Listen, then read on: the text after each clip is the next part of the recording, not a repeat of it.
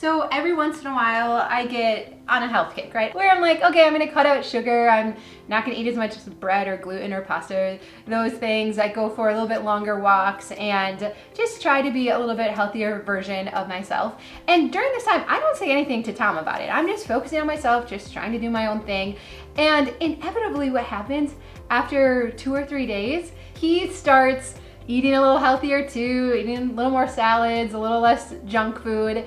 And as I've thought about it, I think this is a lot like winning our spouses over to decluttering, where I didn't say anything, but because I'm living a way that's a little bit more healthy, you know, what culturally is like healthier and, you know, better or whatever, it contrasts with what he's doing. And it kind of draws attention to the fact that that's not what he's doing, even though, like I said, I haven't said anything. Like, I'm just doing it, right? But even that in and of itself is enough for him to feel like what I'm doing is wrong or not the best for me. Probably is a better way to say it. Like, I know I should be healthier too. So then when Dawn starts being healthier, now I start to feel kind of convicted because I'm not living that way too. And again, I didn't say anything, right? I'm just living that way, but it starts to bring that up in him.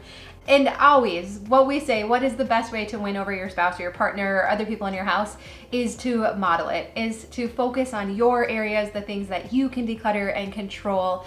But it gets frustrating, right? And like, there's got to be something else that I can do. So let's talk about that today. Well, hi, I'm Dawn from The Minimal Mom. If we haven't met before, I'm married to Tom and we have 4 kids, ages 7 through 12. And we live in Minnesota, just outside the Twin Cities. And you know, something that I don't talk that much about is that it actually took Tom about 5 years to come around to really decluttering his stuff. And looking back, I'm like, I should probably mention that more because he lived with the Minimal Mom for 5 years and didn't come around to it. Now, I was fortunate that he wasn't necessarily pushing back against what I was doing, and we'll talk about some of that, the ways that we get pushback. So I was fortunate about that, but he was not like letting me near his stuff. Like, he's pretty protective and pretty particular about his stuff, and I knew that about him, and so I'm like, I'm gonna do me, and I'll let him be him for now.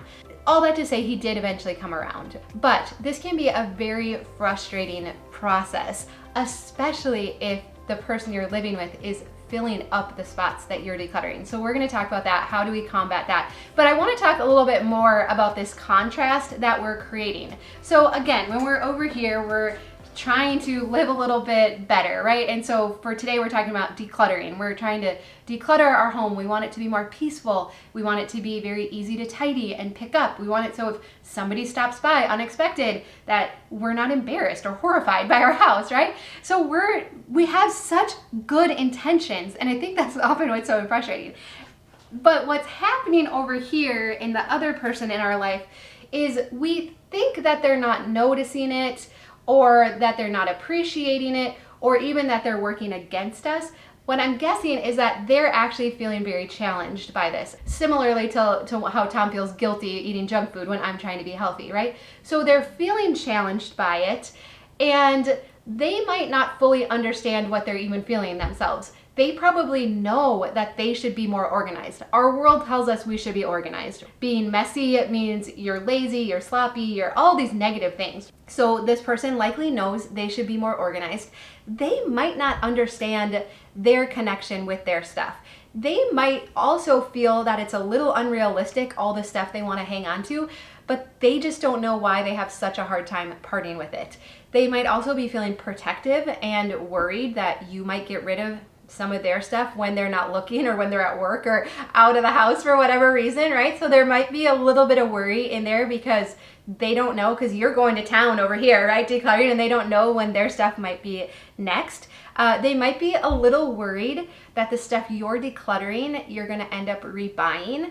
Not because they have really malintentions towards you or think really negatively about you, but maybe that's been their experience in the past, is that you enjoy buying things. So they're seeing this, now you're gonna have an excuse to buy more stuff again. Now again, I'm not saying that that's right or correct. I believe you've turned a new leaf, right? And you know now, like, all of the benefits of decluttering and you're resolved in why you're doing this and that you're not going to fill your house up again, right? I'm with you. Like I understand that. Like, and I am so excited for you and supportive of you, but they might not understand that, right? Or you might not have built enough trust up with them yet for them to realize that you're not gonna buy this. I'll never forget one time when Tom and I were at marriage counseling and they're like, trust equals consistency over time, right? Like we can't build it overnight, no matter how many times we tell them, or you have my videos on in the background and they're overhearing it. It's still gonna take some time for them to trust that you're not gonna rebuy the stuff, you're not gonna touch their stuff without their permission, and that you're not gonna criticize them or ridicule them for the stuff that they have.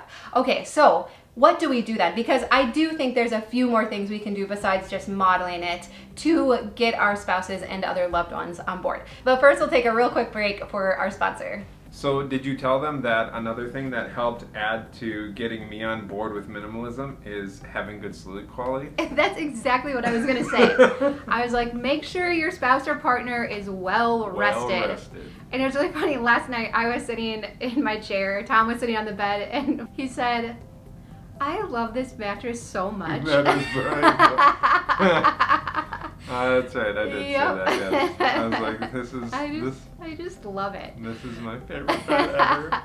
So we are so grateful for Helix for their support, and also for our Helix mattress that we've had for a year and a half now. Yeah, which is crazy we've had it that long. And so I think at first you just never know, because the mattress comes rolled up in a box, which is super nice for delivery. Yeah, which is incredibly handy. Yeah. If you are one person by yourself, or if you're going up or down stairs, like to carry it in a little box. I think it's fair to be just a little bit skeptical though, when your new mattress Absolutely. comes all rolled up in a box, and so in a tiny little ball. Yeah. And so you roll it out and you're like watching it like quadruple in size, probably even more. Yeah. But man, after a couple weeks of sleeping on it, there was like no way that you could take it back. So to back up, in order to find your right mattress, you go online, you take their sleep quiz. You tell them like what position do you sleep in. We're side and stomach sleepers, and we like it a little bit firm. And so we were matched with the Helix Dusk Luxe. I've never seen the quiz. We've had this mattress for a year and a half, and I've never seen the quiz because you took the quiz for me. But didn't I do a good job for you? You did an excellent job. You know me very well. All right. But Helix also has a 100-night sleep guarantee. So if you don't like it in the first 100 days, they will take it back and take care of it. It also has a 10-year warranty. Did you know that? Yeah.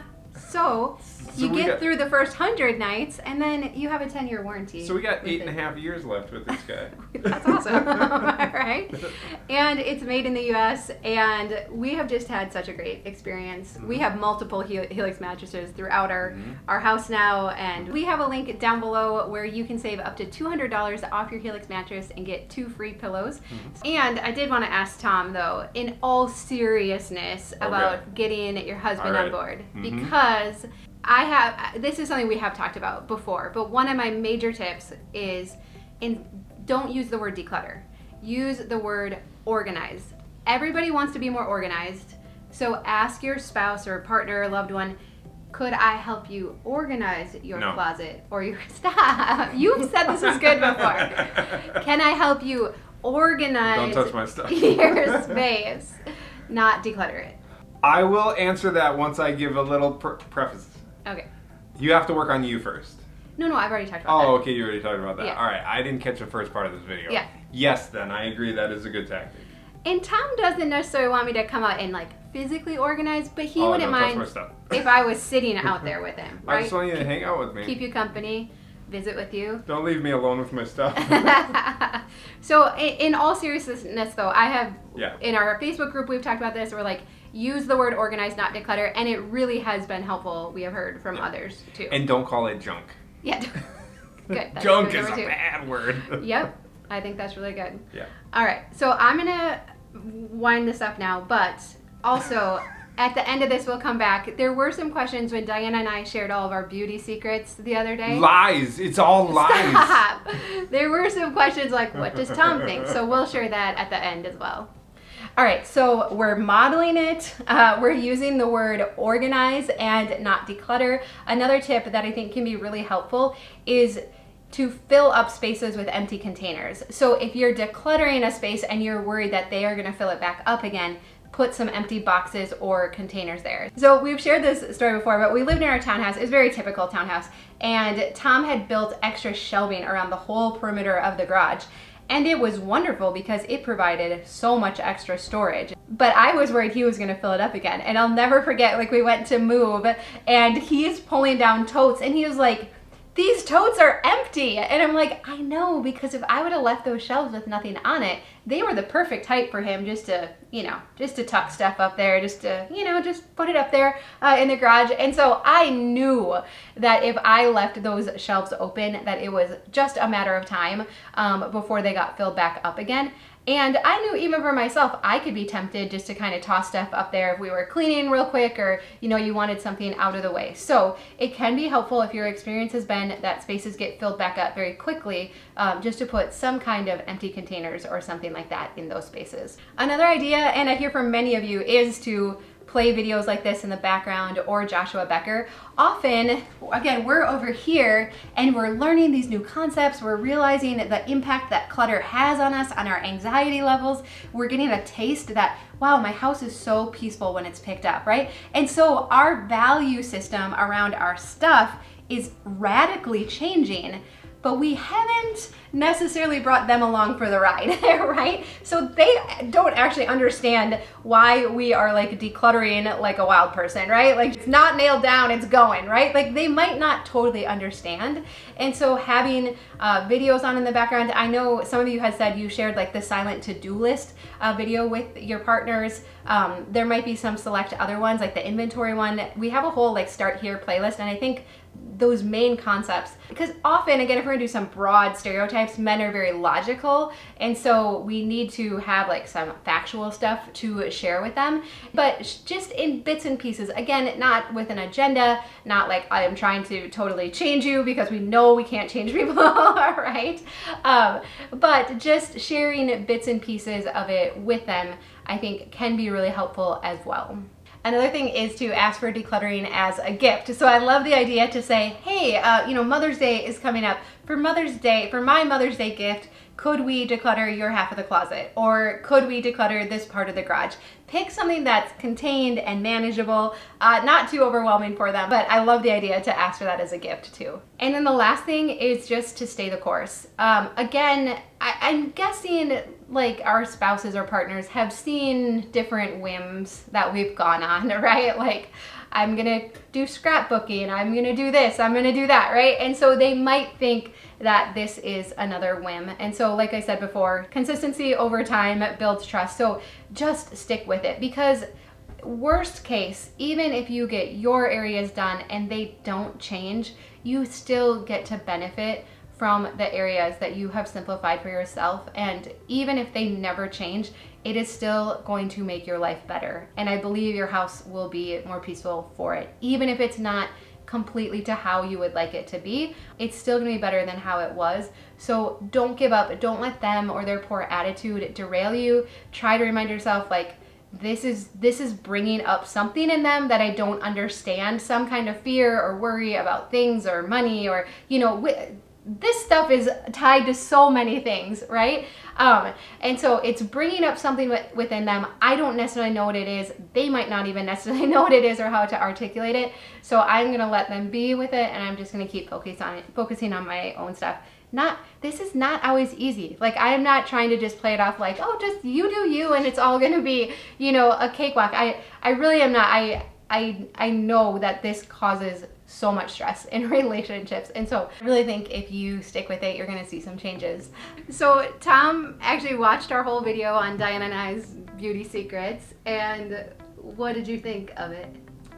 I actually, for many times throughout that video, I thought it's actually wrong that women have to like make themselves appear a certain way, yeah, and then us men get married, and then we're like, what? You felt like you were tricked? No, I didn't. It just feels like it could come off that way. Oh, that's funny. No, but you're good. I think that you don't need to do as much of the stuff as you do. I appreciate it that you do. It's usually for you guys. It's more Not for me. you than for Tom. It's usually for you guys. That's a fact. But yeah, no, I don't have a beef with any of the things you do. I would say the one thing that was kind of weird. Well, the hair extension was The a little tattoo weird. eyebrows. I didn't tell Tom until like the day before I was going to get Oh, done. and then I'm like blocking the door, like, hold He's on, like, what are you What going are we doing there? So that was the only one that was a little bit like, how do I explain this? Like, I trust your judgment on, but you just told me you want a face tattoo. yeah, pretty kind of. Yeah, that's kind of. So, Yeah. anyways, Yeah. I there was actually lots of friends that commented and said that they've done it too and they love it. So. Oh, and anyways. what was the? So I got lost a little bit in that video. What was the really expensive eyebrow thingies that Diana was talking about doing? Oh, eyelash extensions. Yeah. How They attach fake eyelashes to your actual lashes, so they're like always on. how long do they last? Like about 2 weeks, then you go. Well, they last. You going in them filled, so they don't all come Hold off on. over 2 2 weeks. weeks? I know. It's high maintenance. She admits it. Diana would 100% do that. Dawn Yeah. would not. No, I wouldn't do that. But it's fine. Dawn's fall off in her sleep in our bed. Hey, now. Shh. Only part of them because she cuts them up. There you have it. All right. So, thanks, Tom. I'm glad we could come full circle on this. Anyways. You're welcome. Anyways, be patient with your spouse or your partner. We hear stories every single day of husbands and that have come around. So just give them a little time, a little space, And I feel like, I know that you're talking to mostly women, but there are men out there who you're talking to and he's wondering when his wife's going to come around. So. Okay, sorry, I don't mean for it to be one-sided. That is absolutely true as well. So give them a little space and it's just a matter of time. All right, well, we love you. We hope that you have a great day and we'll see you again soon. Bye-bye.